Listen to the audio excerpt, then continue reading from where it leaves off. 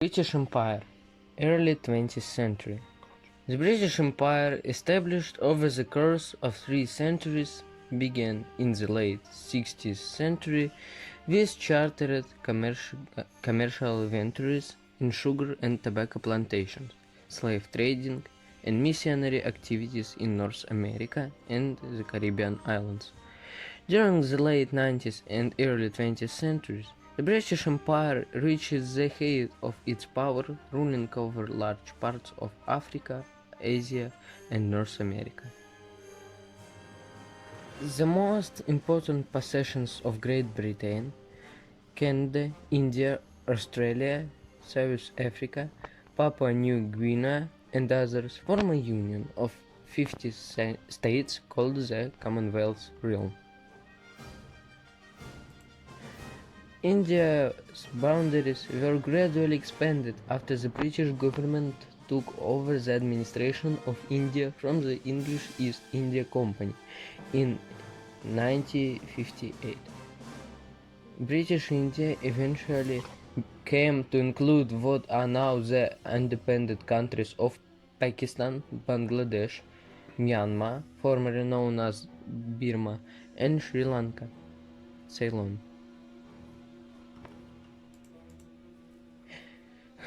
The early 20th century brought prosperity to Canada under the direction of the liberal French-Canadian lawyer, Wilfrid Laurier. In 1995, the Canadian government formed 2 new provinces, bringing the prairies of Alberta and Saskatchewan into the country. Canada then encompassed a total of 9 provinces and 2 territories. In addition to land expansion, the later years saw rapid industrial and commercial growth within Canada, which created a significant big business sector.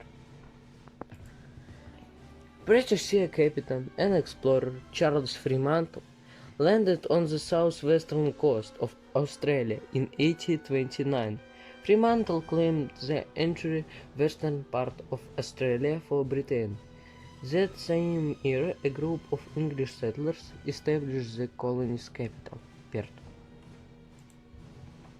British South Africa, the collective name for the 3 former British dependencies of Bechuanaland, Basutoland, and Swaziland in southern Africa. The regions became protectorates and then High Commission territories, governed by the British High Commissioner in South Africa of Britain in the late 19th and early 20th centuries. Bechuanaland was granted independence in 1966 and changed its name to Botswana. The same year, Basutoland became the independent nation of Lesotho. Swaziland became independent in 1968.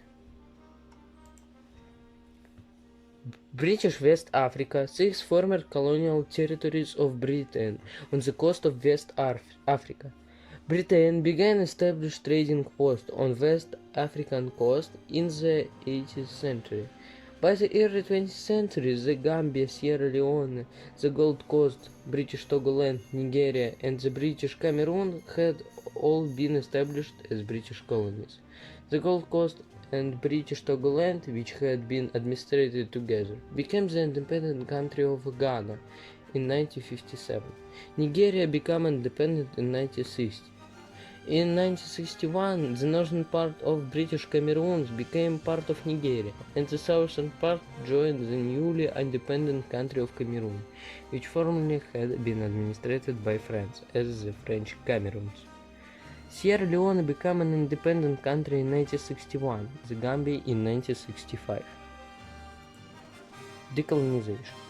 Especially in the 70th and 80th centuries, colonial relationship unbody helped the Netherlands, Britain, and other European countries accumulate capital for industrialization. Even then, however, the bulk of the capital was raised internally from the profits of agriculture. In the 18th century, before the abolition of slavery, Great Britain's colonial relationship with the West Indies was much more lucrative than afterwards. when those slave-based colonies become a liability. Some experts believe that the long-term decline of the British economy that set in about the 1870s was cushioned by its colonial empire. Without colonies, the long slide might have been more like a sudden crash. A crash, however, might have encouraged the British to create a more modern, efficient industrial plant, as Germany and Japan did after their disasters in World War II. On the other hand, colonialism caused many problems for the former colonies. The economics of old colonial systems linger, especially in former exploitation colonies, where these nations struggle to overcome depressed economies and archaic class systems. Also, one of the most controversial legacies of colonialism is cultural intolerance.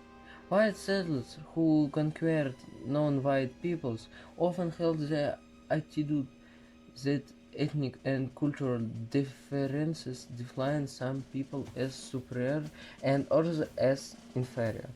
Some colonizing countries began education programs that maintained white superiority by distancing native students from their own culture and history.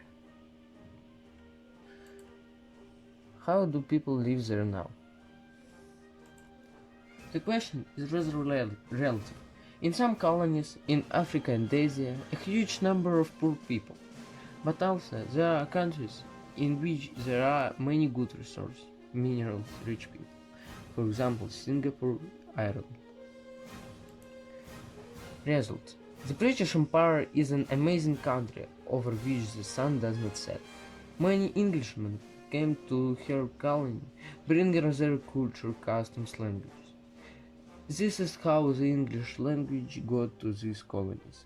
After decolonization, the countries became independent with English as the official language.